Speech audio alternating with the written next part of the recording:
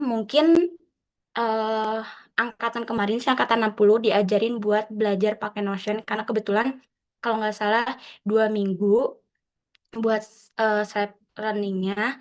Nah, kalau kalian, eee, belum tahu, jadi Notion ini tuh salah satu aplikasi untuk, notulensi, terus juga manajemen proyek, to do list, weekly planner. Nah, tapi, enaknya sih lebih ke notulensi, terus juga buat, manajemen proyek. Jadi kalau misalkan kalian, di lingkungan kerjanya tuh ada kayak, eee review review mingguan gitu, sprint review. Nah, notulensi yang enak itu tuh, bisa dilakukan kayak di Jira ataupun apa, cuman pada saat itu pakai Notion. Nah, selain itu juga Notion ini tuh dia bisa sharing, jadi teman-teman, buat kerja timnya itu tuh bisa kelihatan, task dari setiap per orangnya. Jadi kalian, bisa nge-update setiap minggu ataupun yang udah kalian tentuin. Nah, kedua itu ada Whimsical. Whimsical ini tuh sebenarnya kurang lebih sama kayak Figma, tapi dia tuh lebih, eee, tidak terlalu umum, tidak jadi masih basic gitu dasarnya, cuman biasanya enak buat brainstorming, terus buat flowchart, bullet flow, mind map, notes, dan wireframe. Nah, kalau misalkan kalian, buat web tuh masih kayak ngambang dan itu bisa dicoba juga di Whimsical. Kalau di Figma kan kita kayak buat satu per satu gitu ya, kayak ngulang meskipun udah ada template-nya, tapi di Whimsical tuh, enaknya buat masih ngeraba-raba gitu.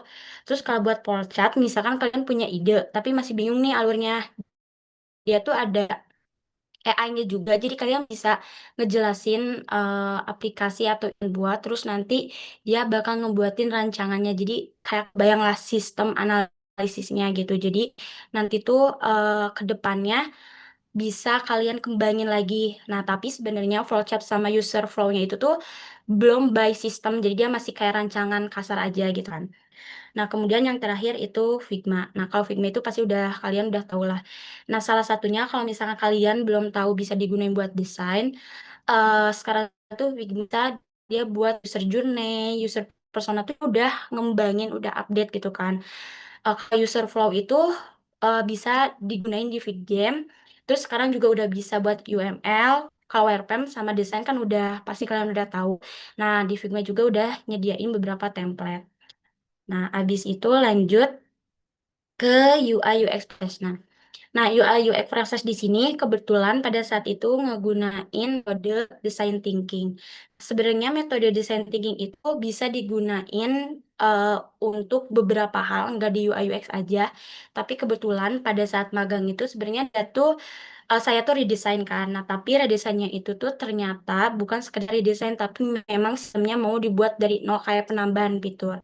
Nah, menggunain desain thinking ini karena dia tuh berfokus pada, penciptaan ide dan solusi masalahnya gitu. Jadi enggak sekedar desainnya, tapi sampai tahap akhir kepada mock up-nya gitu. Jadi ada fitur tambahan, ada solusi, tapi juga tetap mengutamakan si papan desainnya gitu.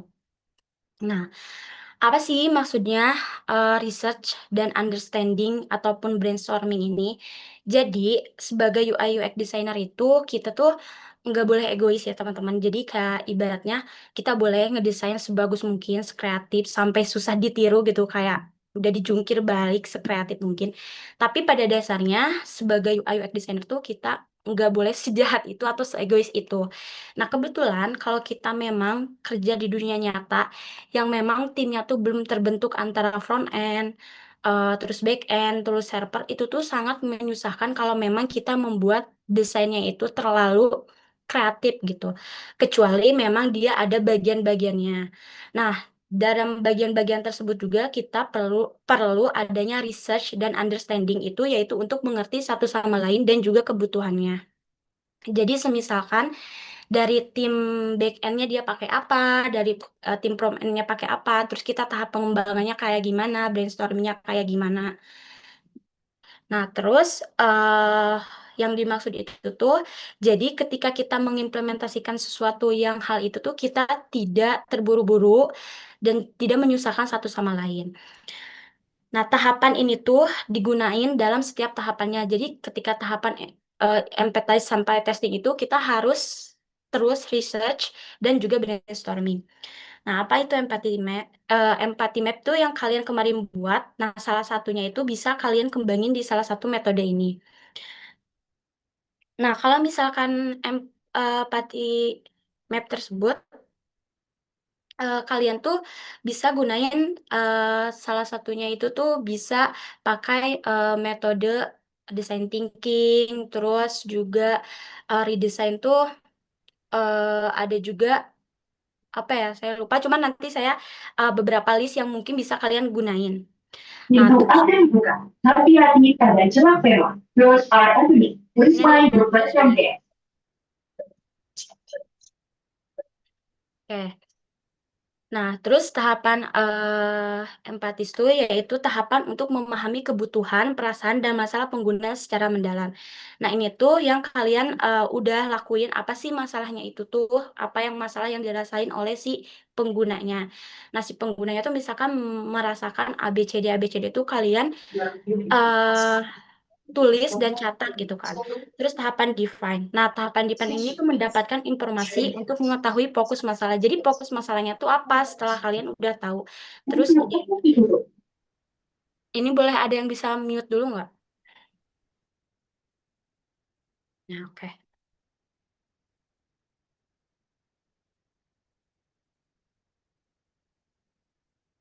Bentar.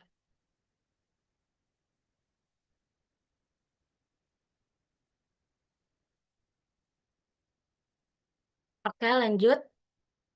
Tahapan ide itu menciptakan ide dan solusi.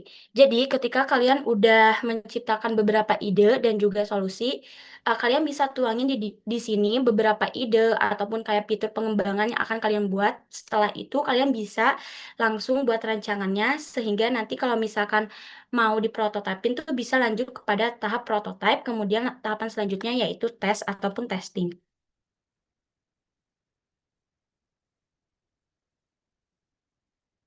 Nah, tahapan empatis ini tuh salah satunya kalian bisa ngegunain wawancara, kuesioner, ataupun observasi. Nah, kebetulan pada saat saya eh magang itu, saya menggunakan tahapan observasi dan juga wawancara. Nah, jadi tahapan observasi itu kita langsung observasi dengan si penggunanya, kemudian kita bisa langsung bertanya-tanya, yaitu teknik salah satunya wawancara. Kita bisa mengajukan beberapa pertanyaan, apa yang kalian rasakan, terus apa yang kalian butuhkan, seperti apa yang udah kalian kerjakan kan. Nah, kemudian setelah mendapat informasi tersebut, kita di yaitu bagian salah. Nah, jadi biasanya kalau misalkan kalian udah tahu masalahnya, kita harus menguraikan beberapa pokok-pokok masalah tersebut berdasarkan geografis, kemudian psikografis, dan juga demografis. Ini kenapa dicoret-coret ya? Kemudian tahapan ini tuh yaitu untuk menyusun user persona. Nah, apa sih pentingnya user persona ini? Jadi user persona tuh kita mengetahui kebutuhan-kebutuhan pengguna untuk kita kembangkan ke tahapan selanjutnya, baik perancangan ataupun penambahan fitur gitu kan. Kemudian setelah mengetahui personanya siapa, terus umurnya berapa, digunain sama siapa. Nah, kita tuh bisa langsung list kebutuhan. Nah, biasanya itu kita merancang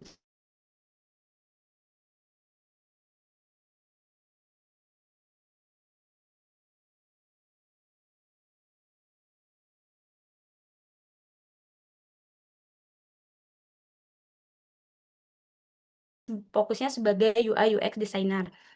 Nah, tapi perlu kalian ketahui sebenarnya kalau misalkan kita mau pengembangan fitur, ide pokoknya itu sebenarnya dari UI UX-nya tersendiri karena kita yang bakal ngembangin sistemnya kayak gimana. Jadi penting banget buat kalian terbiasa buat bikin user flow. Nah, user flow itu sebenarnya tuh lebih kepada alur pengguna, kayak website ini tuh kalau digunain tuh kayak gimana sih, kayak secara generalnya gitu kan. Kayak misalkan kalau kita buka web student portal tuh kita abis login tuh ngelihatnya apa aja, kayak ada beranda, biodata, dan lain sebagainya. Nah, sedangkan kalau flow chart itu dia lebih ke sistemnya. Terus kalau misalkan activity diagram sama ERD itu, activity diagram itu sebenarnya lebih detail setiap fiturnya. Kalau ERD itu lebih ke rancangan database-nya. Mungkin lebih jelasnya nanti dijelasin oleh Kak Salsa. Nah, tapi yang kalian penting itu sebagai UI UX itu kita harus tahu nih si sistemnya itu tuh eh, alurnya kayak gimana. Karena biasanya pengalaman saya waktu kuliah juga, jadi biasanya tuh kita buat sistem dulu, baru buat rancangannya. Jadi kadang si UI-nya itu tuh dibuat setelah kita ada gitu. Jadi padahal realitanya tuh nggak kayak gitu ya teman-teman. Karena kan kalau misalkan kita sebagai eh, programmer gitu kan, kalau misalkan kita udah ngoding nih panjang lebar terus ternyata misalkan salah, ya bakal membutuhkan waktu yang lama, jadi kayak jatuhnya buang-buang waktunya. Itu pentingnya sebenarnya sebagai UI UX tuh ngerti juga tahapan dari ini, sebagai tahapan untuk mempermudah si tahapan codingannya gitu. Oke, mungkin lanjut ke tahapan ide atau ide. Nah, tahapan ini tuh yaitu salah satunya brainstorming, mind mapping, dan juga create ide. Nah, setelah kita mengetahui tahapan-tahapan ini, pastinya kita udah tahu kan ada fitur apa aja, terus di dalam fitur itu mau diisi konten apa. Nah, barulah kita komunikasikan dengan beberapa tim lain yang sudah saya jelaskan. Misalkan dalam satu timnya itu memang udah terbentuk antara front end dan juga back end. Nah, kalian harus bisa mengkomunikasikan antara divisi-divisi tersebut. Nah, sebenarnya biasanya penghubung antara divisi tersebut tuh ada PM atau project manager. Nah, kebetulan waktu saya magang itu ada PM-nya juga. Jadi, ibarat katanya kalau misalkan saya ada ide, terus pengembangannya tuh bisa diobrolin secara langsung setiap minggunya. Jadi, tahapannya itu tuh lebih jelas dan setiap divisinya itu tuh tidak menyusahkan satu sama lain. Nah, setelah kita mendapatkan ide dari hasil brainstorming tersebut, kita bisa langsung membuat mind maps atau task management. Nah, gunanya apa? Biar kita tahu progres setiap orangnya. Kebetulan karena ini tahapannya itu setiap minggu ada sprint review, jadi dibuat rancangannya itu setelah rancangan selesai, tim front end dan tim back end itu langsung mengerjakan. Jadi nggak langsung selesai sampai akhir. Jadi misalkan fitur A dikerjain, terus ya udah tahapan selanjutnya langsung dikerjakan oleh tim development gitu kan. Eh, nah, ini dibuat dari Notion tadi, jadi kita bisa nge-update apa aja yang sudah dikerjakan, terus kita bisa menentukan prioritas apa aja nih yang paling penting dalam si fitur itu atau si website tersebut. Nah, setelah kita tahu ini, kita bisa langsung nge-create ide tersebut dan langsung kita buat eh high fidelity. Nah, tapi biasanya di suatu instansi itu tuh ada yang tidak terbiasa pakai wireframe, jadi bisa langsung ke high fidelity. Namun, bisa juga kalau kita udah tahu ilmunya gitu, kita bisa menawarkan langsung secara ini buat wireframe dulu, jadi biar tidak menyusahkan atau tidak kerja dua kali gitu, ibarat katanya. Nah, gunanya wireframe ini itu apa sih? Jadi, ketika kita udah punya kerangka desainnya, eh, terus misalkan si penggunanya itu nggak setuju nih dengan tata letak atau isi dari situnya. Jadi, kita tuh belum ke tahapan desainnya. Jadi, kita masih bisa ngasih gambaran kasar atau sketsa sehingga pada tahap rancangan antar muka tuh kita bisa negosiasi terlebih dahulu gitu. Terus, selain itu, kita penting juga untuk membuat desain sistem. Nah, desain sistem ini tuh penting kalau misalkan front end dan back end-nya itu dia sudah terpisah. Jadi misalkan kita mau pakai ikonnya apa, terus stylenya kayak gimana, dari font style, terus colornya kayak gimana, itu tuh biar bisa memudahkan si tim front end dan juga ketika nanti back end-nya tuh dia mau ngerjain terlebih dahulu, jadi front end-nya tinggal ngebantuin gitu. Jadi kita nggak saling tunggu menunggu karena kita udah tahu style si UI nya itu kayak gimana gitu. Nah, setelah kita tahu tahapan desain sistem dan wireframe-nya selesai dan di tampilan antarmuka, kita bisa langsung melanjutkan ke tahap high fidelity atau rancangan antarmuka secara keseluruhan. Nah, setelah tahapan itu selesai, kita bisa langsung melanjutkan kepada tahap prototyping. Nah, sebenarnya tahapan prototyping ini kalau misalkan kita kayak saya, apa ya, digunainnya itu tuh by fitur, ini tuh kita ngegunainnya tuh paling penting. Karena kenapa? Jadi si user-nya tuh biar tahu kayak, ini rancangannya kayak gimana ya, fitur ini tuh bekerjanya kayak gimana gitu. Nah, beda lagi kalau misalkan, tahapannya itu bekerja by team, jadi tidak melibatkan pengguna secara langsung. Karena ada kasus yang memang si penggunanya tuh bisa melihat ketika si project-nya ya udah jadi saja gitu kan. Nah, prototyping ini tuh yaitu gunanya untuk merepresentasikan apa yang udah kita buat berdasarkan aplikasi tersebut atau kurang lebihnya bisa dibilang seperti mock-up atau aplikasi beneran gitu. Oke, setelah kita tahu tahapan tersebut, kita melanjutkan tes atau testing. Nah, sebenarnya tahapan testing ini waktu itu dilakukan ketika websitenya udah jadi. Nah, testingnya itu dilakukan menggunakan black box testing dan juga white box testing.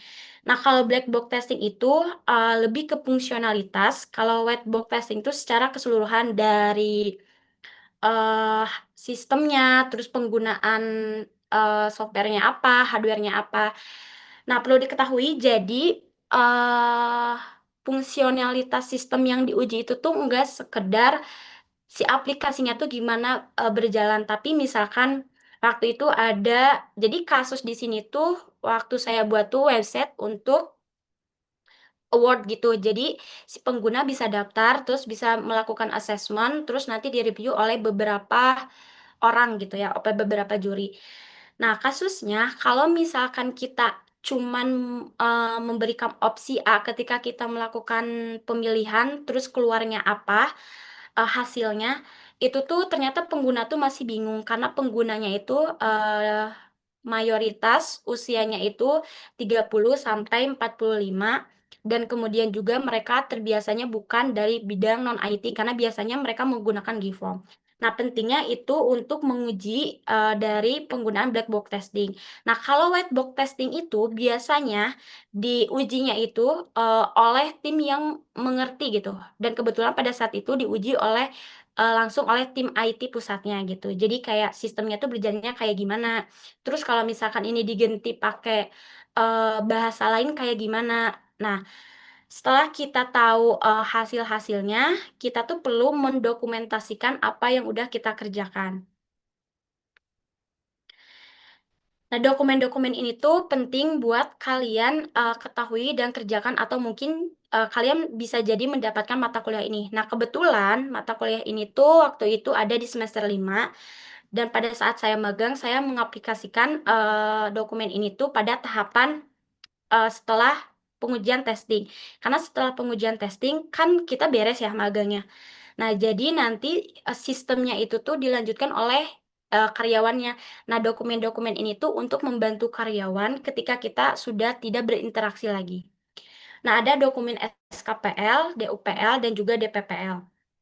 Nah, apa sih perbedaannya? Nah, kalau SKPL itu spesifikasi kebutuhan perangkat lunak, yaitu dia lebih ke rancangannya apa gitu. Dia mau pakai eh bahasanya apa gitu. Nah, di sini tuh salah satunya seperti dokumen perancangan. Nah, dokumen perancangannya itu kayak dia timnya siapa aja, terus tahap pengembangannya pakai bahasa apa, struktur tim, terus WBS, terus task manajemennya kayak gimana, dia pakai metode apa, terus juga masalah tujuan analisis dan sistem.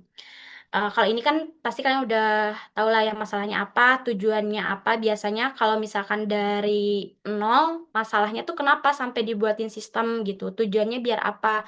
Nah, kalau pengembangan fitur biasanya dia tuh lebih rinci. Karena buat nambahin fitur tuh biasanya lebih susah dibanding kita membuat sistem dari nol gitu.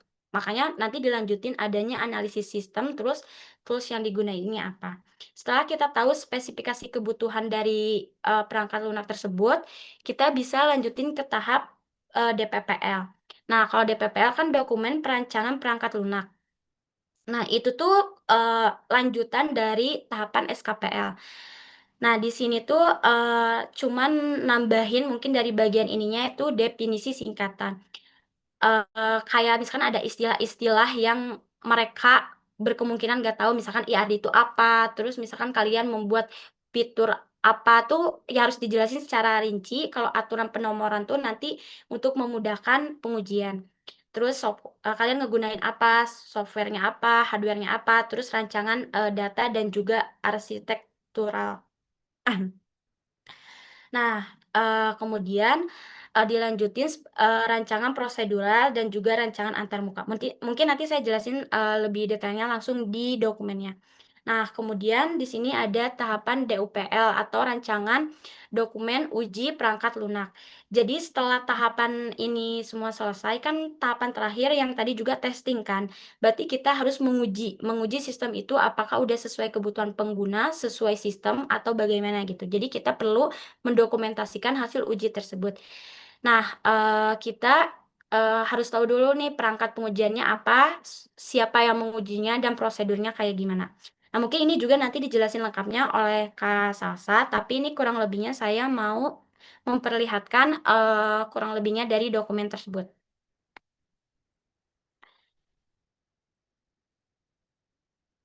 Nah, ini dokumen SKPL waktu saya semester 5.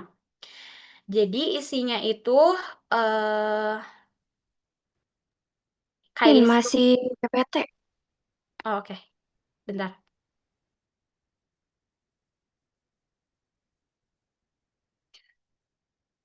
Ini udah berubah belum?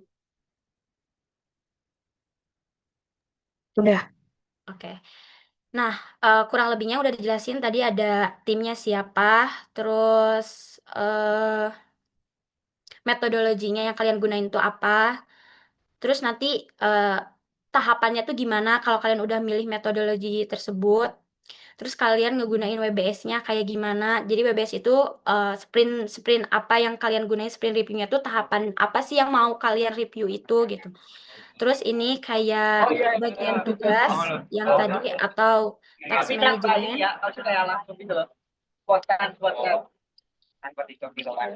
Enggak, Kayaknya bocor lagi deh. tanpa briefing oh gua bingung. Nah, iya. Gua kasihnya ke Devan terus sih. Ada yang bisa mute gak? Oke. Kemudian di sini deskripsi umum sistem kayak menjelasin apa itu yang akan dibuat. Kemudian ini daftar kebutuhan non-fungsional dan juga fungsional. Kemudian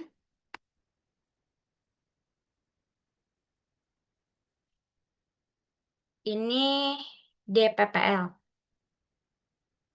Nah, sebenarnya kalau DPPL itu dia tuh lebih rinci dari SKPL ataupun dari DUPL.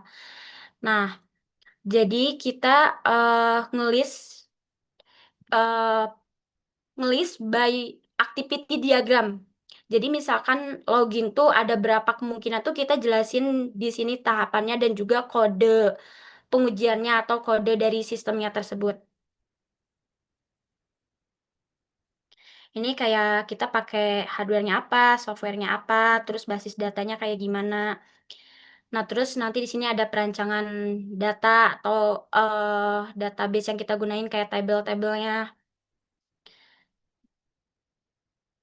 Nah, kalau misalkan DUPL tuh dia ngejelasin dari si antarmuka tersebut. Contoh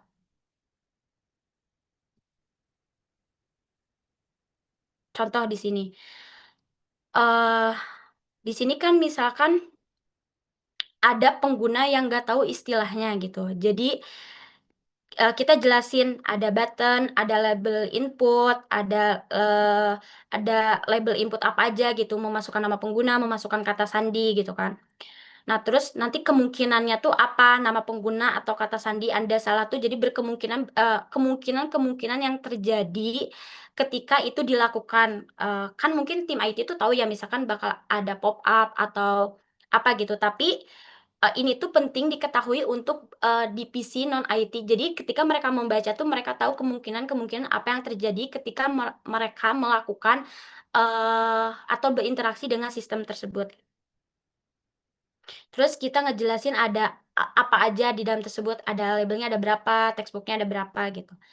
Nah, sedangkan kalau misalkan kita DOPL atau pengujian, kita menguji dari hasil tahapan tersebut. Kita menguji satu per satu. Nah, kebetulan pada saat itu pengujiannya misalkan kita mengisi pengguna, kata sandinya benar, tapi penggunanya salah, itu berkemungkinan kayak gimana. Nah, kayak gitu kurang lebih. Contoh dokumennya seperti ini.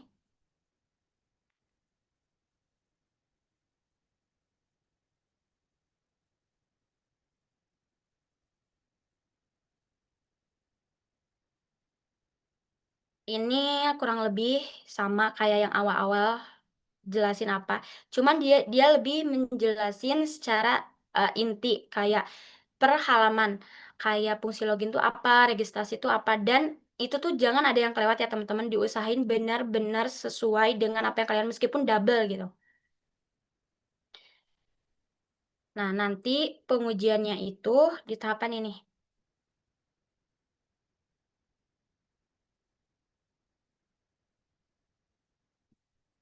Nah, ini tuh dijelasin satu per satu. Ketika dia menggunakan fungsi login kondisi normal, salah username, salah, misalkan kata fieldnya tidak lengkap, hasilnya apa? Nah, sebenarnya tuh ini kan secara singkat ya, ini cuma ngisi salah username, salah kata sandi, dan kemungkinan kalau kata-kata kayak gini tuh, dia berkemungkinan dia mengisi kata penggunanya benar, tapi kata sandinya salah gitu. Nah, ini yang mungkin kemungkinan akan terjadi. Terus kita jelasin kesimpulannya apa, berhasil apa enggak. Nah, biasanya kalau DUPL itu dia diuji oleh pengguna ataupun juga diuji oleh yang bidangnya gitu atau yang ngerti dengan sistem tersebut. Oke, mungkin kurang lebih itu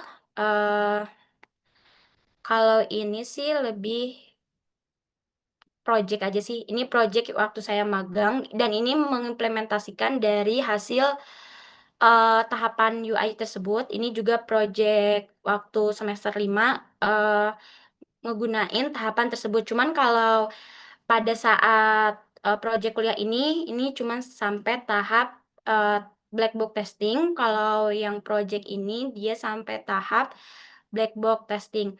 Dan tambahannya pada saat magang itu selain membuat 3 dokumen ini SKPL, DUPL, DPPL, saya juga membuat dokumen cara penggunaannya gitu. Jadi dia lebih lengkap lagi untuk penggunaannya. Nah, tapi biasanya kalau kalian perlu ketahui sebenarnya kalau tugas penggunaan itu biasanya digunain oleh PM. Oke, mungkin tahapan dari UI UX designer atau UI UX designer proses itu kurang lebih seperti itu. Nah, tahapan selanjutnya bisa dilanjutkan kepada tahapan apa sih yang bisa kalian kembangin setelah membuat UI UX ini yang mungkin akan dijelasin oleh Kak Salsa. Oke, makasih teman-teman. Kalau ada pertanyaan mungkin nanti aja ya setelah Kak Salsa menjelaskan.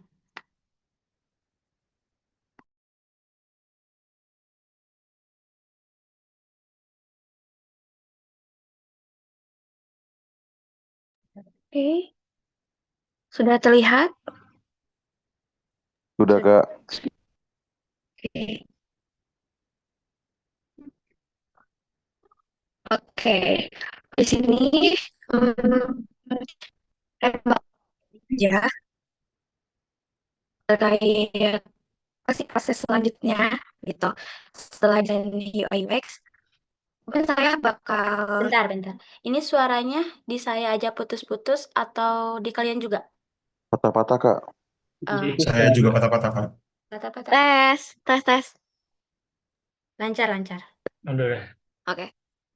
Nah, kita kilas balik lagi ya, apa yang harus dilakukan setelah wawancara. Nah, kalian setelah wawancara itu kan mendapatkan hasil wawancara ya, misalkan jawaban-jawaban dari permintaan klien. Nah, yang harus kalian lakukan itu yaitu analisis sistem, di mana pada tahapan ini tuh eh, teman-teman bisa menentukan kebutuhan fungsional apa saja yang ada pada sistem kalian nanti, fitur-fitur apa saja yang akan dan harus ada pada sistem. Lalu di sini juga ada identifikasi kebutuhan non fungsional dari keamanan, spesifikasi performa, kecepatan dari sistem yang akan kalian buat. Lalu yang ketiga ada penyusunan dokumen spesifikasi kebutuhan perangkat lunak yang tadi sudah dijelaskan secara rinci oleh Kak Sinta. Itu biasanya pasti terdapat latar belakang dulu sih, latar belakang apa yang harus kenapa sih membuat sistem ini, lalu tujuannya apa, kebutuhan dari fungsionalitasnya apa, non fungsionalnya apa gitu. Lalu selanjutnya ada perancangan sistem. Nah, di sini lebih sebenarnya di sini tuh dibilang pondasi dari sistem kalian ya, karena yang pertama kalian harus merancang data. Di sini biasanya kalau data itu dia menggunakan entity relationship diagram atau kita biasanya sebutnya ERD. Nah, di ERD ini tuh berguna untuk memodelkan struktur database dari sistem yang akan kalian buat gitu. Itu bisa menggambarkan dari relasi data-data yang kalian buat nanti gitu pada sistem. Lalu ada perancangan fungsional. Di sini ada pembuatan use case diagram dan activity diagram. Nah, pada use case diagram di sini itu berguna untuk menggambarkan interaksi antar aktor atau pengguna yang terlibat pada sistem kalian. eh Lalu apa saja kegiatan yang dilakukan di sistem kalian ini? Lalu kalau activity itu gambaran dari alur kegiatan dari use case diagram. Jadi gini ya teman-teman, kalau use case the activity itu biasanya seberapa banyak activity di use case diagram, misalkan kalian punya dua aktor. Nah, dua aktor ini tuh interaksinya ada apa aja? Misalkan ada 19 interaksi. Nah, kalian di activity diagram juga harus membuat 19 activity diagram, dijelasin. Misalkan satu activity satu misalkan. eh itu alurnya seperti apa? Activity 2 alurnya seperti apa sampai ke activity 19 gitu. Jadi orang awam atau orang yang tidak bercimpung di dunia IT itu bisa paham maksud dari use case diagram dan activity. Jadi si sistem ini akan dibawa kemana nih? Akan ngapain aja sih activity ini? Selanjutnya ada perancangan UI UX. Ya, ini udah dijelasin juga makasih Sinta lebih jelas. Ini terdapat ada wireframe, mockup, lalu ada prototype. Mungkin saya juga mau nge-share pengalaman karena biasanya di perkuliahan itu kan kalau buat proyek itu kan berkelompok nih kayak teman-teman juga nih. Pasti misalkan kelompok kalian ada 4 orang. Pasti dibagi-bagi kan ininya pembagian tugasnya. Misalkan si A ngerjain UI UX, si B ngejain codingan misal. Si C dan D itu ikut bantu. Nah, terkadang orang yang nggak semua kelompok itu anggota kelompoknya membuat perancangan sistem ini gitu. Nah, nanti tuh kalau misalkan kalian kayak tidak memahami sepenuhnya terkait ERD, terkait use case, terkait activity, itu nanti kalian akan sulit untuk eh gimana? Ya, akan sulit di semester akhir gitu. Karena kalau semester akhir itu benar-benar kalian sendiri mengerjakan ERD-nya, use case-nya, activity-nya. Jadi kalau boleh saran, kalian benar-benar dari proyek ini tuh benar-benar dipahami, oh pengerjaan IR itu seperti ini, pengerjaan use case tuh seperti ini, pengerjaan activity itu harus seperti ini, benar-benar mendalami. Jadi kalian itu kalau misalkan semester akhir atau kalian sudah berkecimpung di dunia kerja atau PKL, jadi kalian nggak sulit lagi, nggak belajar lebih dalam lagi, jadi enak pengerjaannya itu. Selanjutnya, oh oke, ini adalah gambaran dari contoh IRD yang pernah saya buat. Ini project tugas akhir saya itu tentang peminjaman kredit. Nah, di sini ada use case. Sebanyak ini use case diagram saya, itu saya benar-benar semua dibuatkan activity diagram. Karena kalau kalian penyusunan tugas akhir ya, itu benar-benar yang didalami, yang ditanyain sama misalkan dosen penguji itu benar-benar yang dikorek itu ini IRD, use case, activity diagram. Kalau dari produknya atau dari live coding kalian tuh ya paling 20%-nya aja gitu. Sisanya ini fondasinya IRD, use case, activity. Nah, ini contoh dari activity diagram yang pernah saya buat di tugas akhir. Oh ya, kalau activity diagram itu ya, saya tuh benar-benar pas penyusunan tugas akhir itu benar-benar belajar. Ternyata activity diagram itu harus benar-benar alur dari proses activity. Misalkan ini salah satu contoh activity diagram untuk menambah data gitu. Benar-benar nggak ada ke alur yang ngatung gitu atau nggak terselesaikan. Harus misalkan data personal, misalkan data nih, masukin data itu proses berhasil atau tidaknya juga harus digambarkan. Jika data berhasil di-input itu akan diarahkan kemana, jika gagal itu akan diarahkan kemana gitu.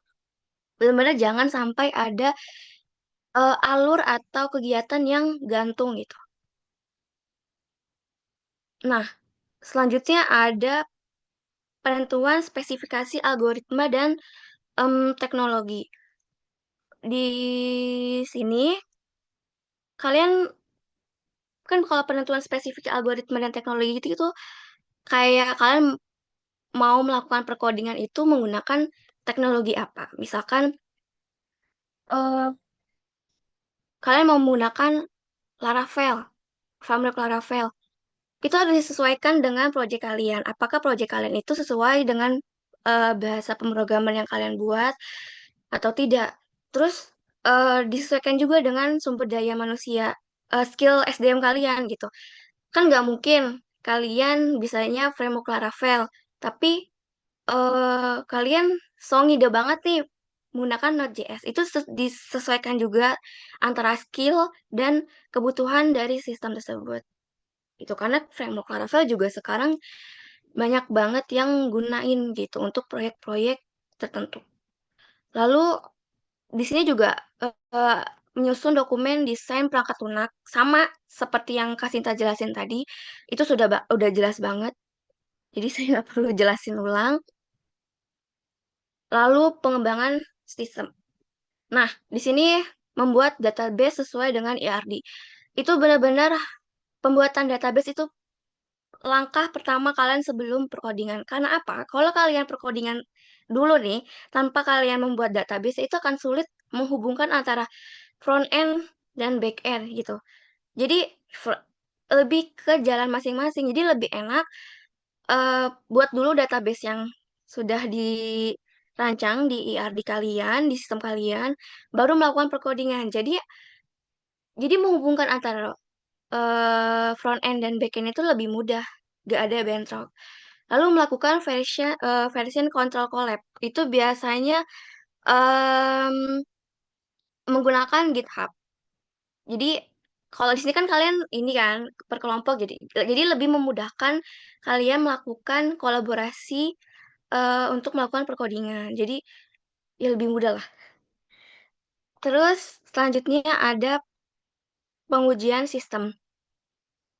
Nah, pengujian sistem ini nih sebenarnya tergantung kalian nanti ya pada sama klien atau nanti kalian PKL. Karena pengujian sistem menurut pengalaman saya pada saat PKL itu pengujian sistemnya tuh setiap sebulan sekali gitu. Atau ada juga yang menggunakan sprint review itu setiap seminggu atau 2 minggu sekali untuk melakukan pengujian sistem yang udah dibuat itu selama eh seminggu atau 2 minggu tersebut. Lalu pada pengujian sistem ini terdapat langkah itu yang pertama ada strategi pengujian. Di mana di sini tuh kalian nentuin dulu nih strategi pengujiannya menggunakan apa. Untuk menguji sistem kalian tuh penggunaan apa. Atau kalian menggunakan black box testing yang hanya berfokus fungsionalitasnya aja. Atau kalian menggunakan white box testing itu hanya dites codingnya aja, coding kalian, atau pakai UAT, user acceptance testing. Itu sama aja kalian menguji ke klien. Lalu tahap kedua itu kalian membuat skenario pengujian. Nah, skenario pengujian ini tuh biasanya tuh orang-orang berfokus pada pengujian positif. Misalkan kayak login nih, misalkan pengujian login. Kalian hanya menentukan skenario pengujian yang hanya positif, misalkan memasukkan nama pengguna dan kata sandi pengguna yang benar. Hasilnya apa? Hanya itu toh. Padahal kalau membuat skenario pengujian itu kita masukin juga skenario negatifnya kayak misal kalau misalkan nama penggunanya benar, kata sandinya salah itu apa hasilnya? Kalau misalkan nama penggunanya salah, kata sandinya benar itu hasilnya apa? Atau keduanya yang salah itu hasilnya apa? Itu juga harus dimasukin. Jadi nggak hanya berfokus pada pengujian positif saja, yang negatif juga harus dimasukin. Lalu klien melakukan pengujian. Nah, di sini juga bagian terpenting itu sistem yang sudah teman-teman buat nantinya harus dilakukan pengujian kepada pengguna akhir. Karena apa? Karena kan pengguna akhir itu yang akan menggunakan sistem kalian nanti. Jadi kan pasti ketika pengujian kalian tuh mendapatkan feedback. Nah, feedbacknya itu apa? Misalkan ada terjadinya error atau ternyata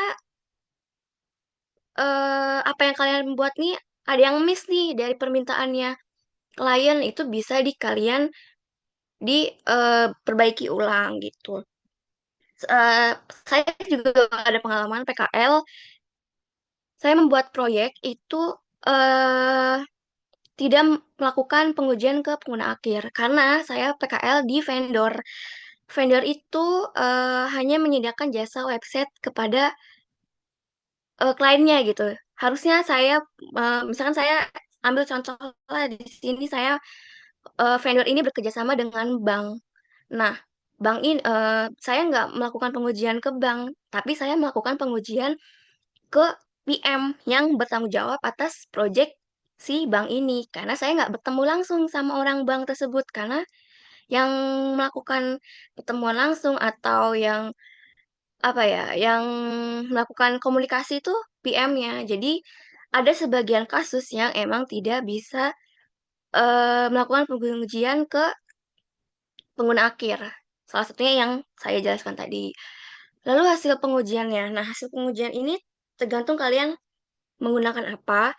Ini biasanya kalau menggunakan black box itu hasil pengujian itu dilihat dari seberapa banyak tingkat keberhasilan dari sistem kalian gitu. Lalu juga menyusun dokumen uji perangkat lunak. Ini juga sudah dijelaskan dengan Kak Sita. Oke, di sini ada contoh dari pengujian black box dari TA saya. Ini juga ada em, pengujian positif dan pengujian negatif. Ketika nama pengguna benar, ini kan login nih pada form login. Nama pengguna benar dan kata sandi yang salah itu akan menampilkan apa? Terus mengisi nama pengguna salah, kata sandi benar itu akan menampilkan apa? Itu termasuk pengujian negatif gitu. Jadi nggak semata-mata kalian berfokus ke positifnya aja gitu. Kan juga pasti kan semua sistem juga dites. Ketika negatif itu akan dikeluarkannya seperti apa gitu responnya. Nah, di sini juga ada lagi.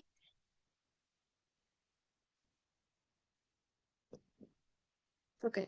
Ini cuplikan dari proyek PKL. Yang link ini tuh link company profile pada PKL saya juga membuat saya dan Kasinta, kebetulan saya sama Kasinta ini satu tempat PKL, jadi di pengerjaannya bareng.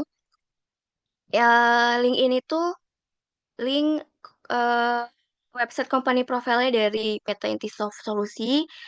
Nah, yang kedua ini adalah tampilan dari proyek peminjaman kredit bank ini yang saya gunakan di tugas akhir.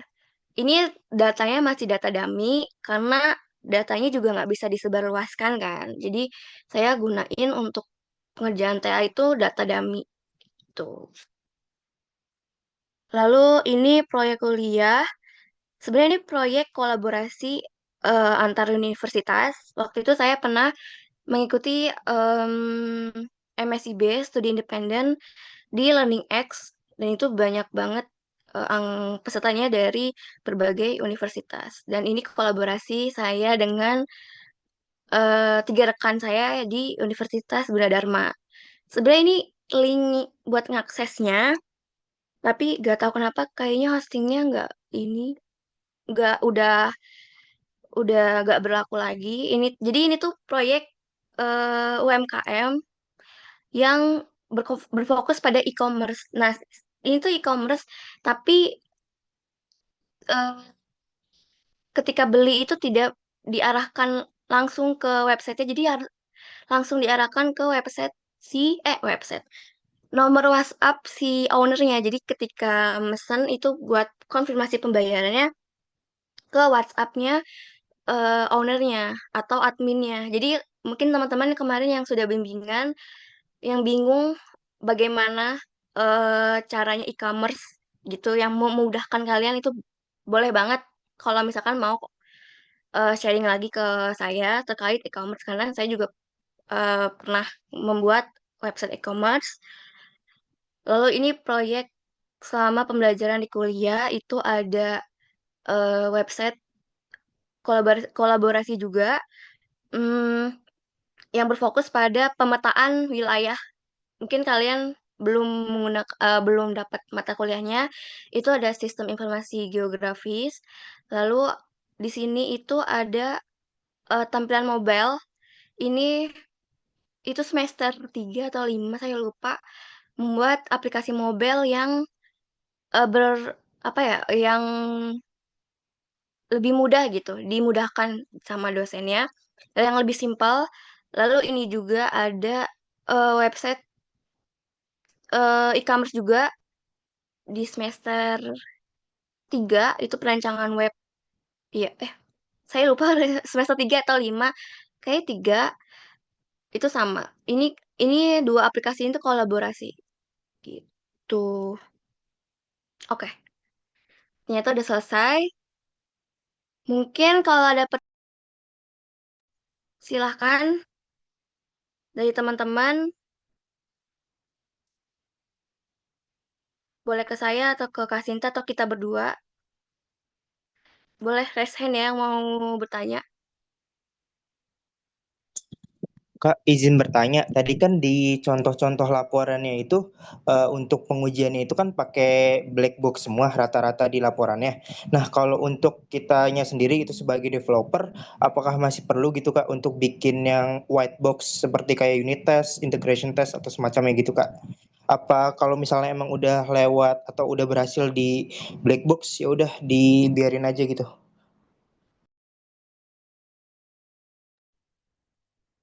Oke, sebenarnya kalau itu tergantung ini sih, tergantung proyeknya. Kalau misalkan proyeknya besar dan kompleks itu, eh, boleh menggunakan eh, pengujian white box testing karena itu kan kalau white box juga kan berfokusnya pada bukan hasil ya, dari script codingan kalian kan. Bagian mana nih ya, bagian mana yang berpotensi untuk error. Dan black box-nya juga harus dilakukan karena meminimalisir hasilnya bisa sesuai atau tidak nih. Kesalahan-kesalahan yang eh, mem- kesalahan-kesalahan itu tuh bisa diminimal gitu loh.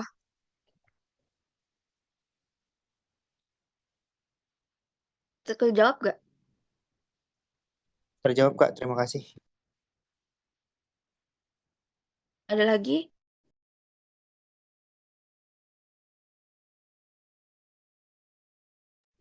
So mau nanya terkait kehidupan tugas akhir atau PKL gitu. Karena kan kita baru banget nih, baru lulus tahun ini. Jadi masih fresh. Kak, saya izin bertanya, Yonanda. Ya, Kak, persiapan apa aja sih untuk saat kita mau PKL gitu, apalagi khususnya buat jadi UI UX? Terima kasih. Ini dijawab oleh saya. Sebenarnya saya nggak tahu ya kalau misalkan PKL tuh sekarang bisa UI, UX designer apa enggak. Karena kebetulan semester saya aja tuh udah gak boleh. Jadi dia kalau mau UI, UX tetap ada implementasinya gitu minimal 2 fitur. Nah, sebenarnya kalau kita mau jadi UI, UX designer tuh di dunia nyata atau di dunia kerja tuh yang harus kita tahu tuh apa. Sebenarnya nggak malah menurut saya lebih susah dari front end gitu ya. Kalau back end oke lah emang itu udah susah gitu. Kenapa? Karena UI UX itu ternyata bukan sekedar desain dan juga bukan sekedar kita merealisasikan apa yang mau dibuat oleh si usernya gitu. Jadi kalau tahapan apa yang perlu kita ketahui itu kita juga perlu tahu dasar-dasar bahasa apa yang mereka gunakan gitu. Nah, kebetulan kalau dari saya tuh kalau dibilang bidang sih lebih bidang UI UX, tapi waktu PKL itu jadi front end lebih ke front end. Nah, pas waktu semester akhir itu tuh full stack gitu ya. Tapi itu juga mas mas enggak yang back end-nya tuh logiknya tuh masih kurang gitu. Nah, kalian usahain jadi UI UX yang gak nyusahin orang lain gitu. Itu benar-benar pesen yang bagus gitu. Karena sebenarnya kalau jadi UI UX tuh ya gampang, kita tinggal desain aja. Tapi kita tuh harus ngerti dari dua sisi front end, dari sisi back end. Terus kalian juga minimal tahu dasarnya. Yang tadi Kak Salsa juga jelasin kan, kayak ERD itu bukan dia memang tugas eh programming lah misalkan gitu. Tapi sebenarnya itu tuh tugas dari tim IT. Nah, salah satu timnya tuh kita gitu.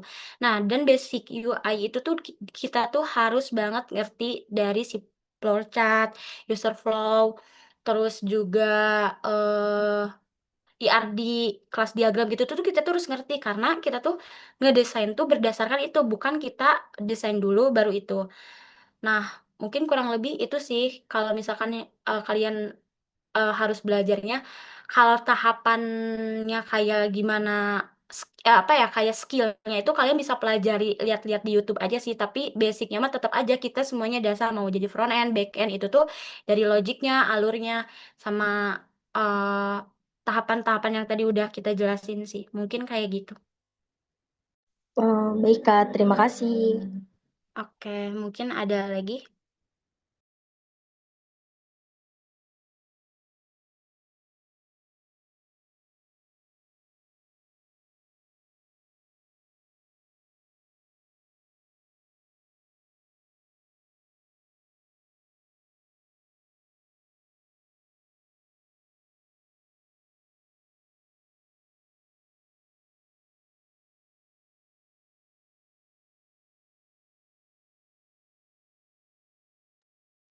Eh, Kak, bentar.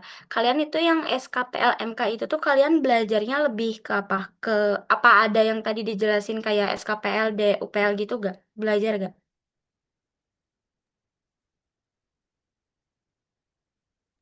Halo? Maaf Kak, bisa diulang pertanyaan? Kalian kan habis MK ini ada eh MK SKPL ya? Atau apa sih MK yang sama Panasir itu?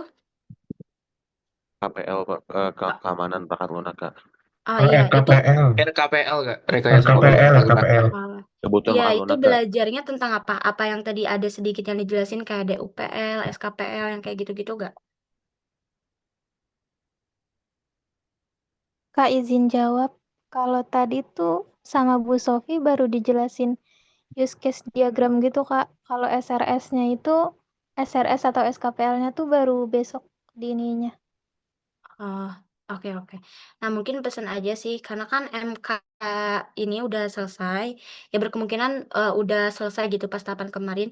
Jadi kalian usahain tahapan selanjutnya ketika di APL itu, kalian jangan pernah ngide-ngide buat sesuatu yang menurut kalian bagus. Jadi kerjain apa yang mereka butuhkan dan apa yang bisa kalian kerjakan dan juga jangan banyak fitur yang kalian kembangin buat nyusahin kalian sih. Lebih ke situ.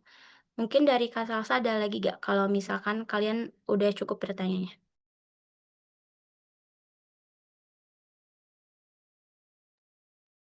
Kak, kalau gitu nanti kita bikin aplikasi sendiri itu mengikuti klien aja artinya ya, Kak.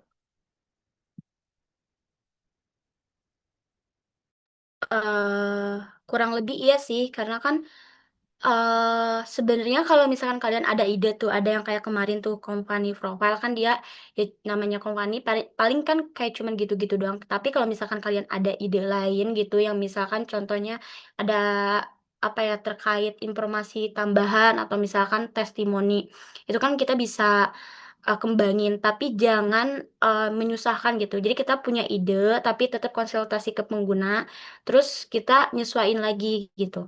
Jangan ada yang kemarin tuh ada, yang buat e-commerce, terus dia mau sampai tahap, ini kan, apa, pembelian itu kan pasti susah tuh.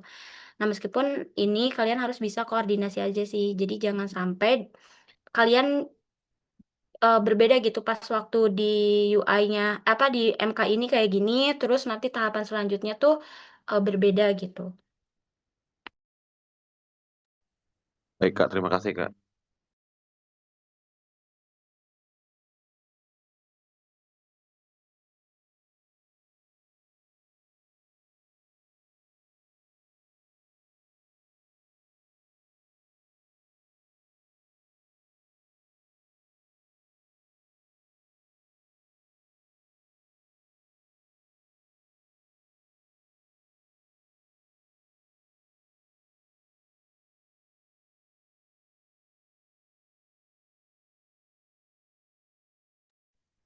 Saya mau nambahin, kan kalian kemungkinan nggak ada UTS ya, berkemungkinan.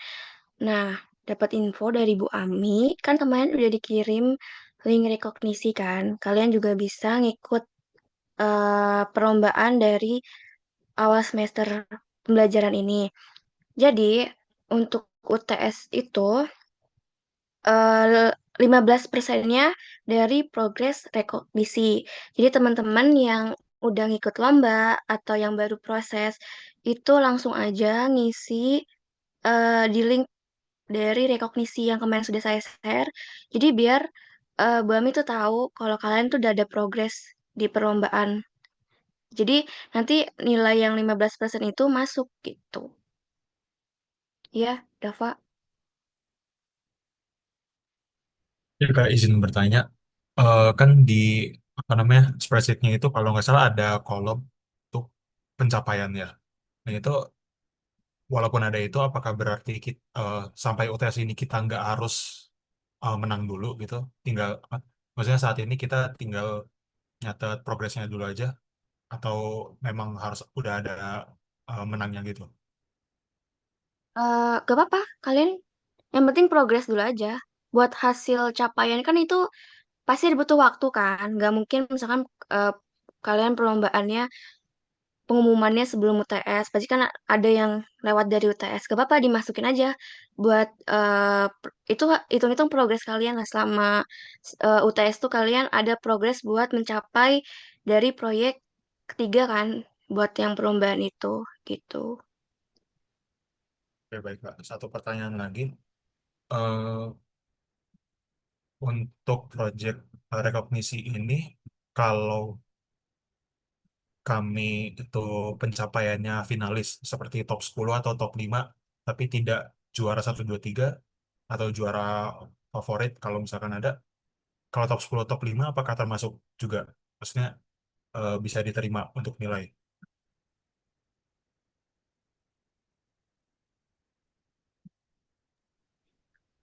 Kalau nilai sih saya kurang tahu ya. Maksudnya kalau nilai kan itu, kalau lomba-lomba gitu kan itu PJ-nya Bu Ami.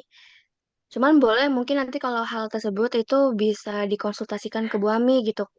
Finalis 1 sampai 5 ya. Ya, kayak top Tapi 5 kalau atau udah top ada 10. progresnya, iya.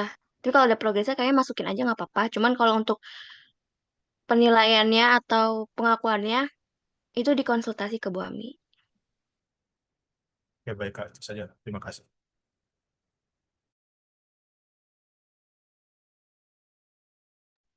Ada lagi yang mau tanya sebelum ditutup?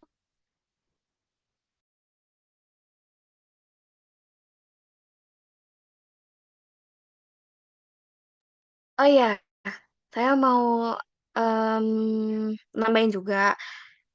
Setelah kemarin saya dan Kak Sinta itu periksa tugas kalian di resume, itu kebanyakan teman-teman itu buat resume itu tidak terlalu rapi.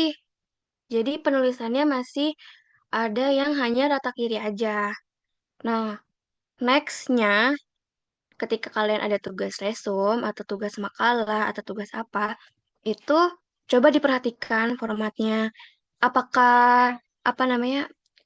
Harusnya kan kalau biar rapi itu kan rata kanan kiri ya. Jadi mungkin teman-teman disesuaikan aja gitu biar rapi rata kanan dan kiri gitu. Karena pasti buat penulisan atau kerapihan dari dokumen kalian itu akan berguna sekali gitu nanti di PKL atau di tugas akhir. Jadi dari sekarang teman-teman ayo bisa melatih gitu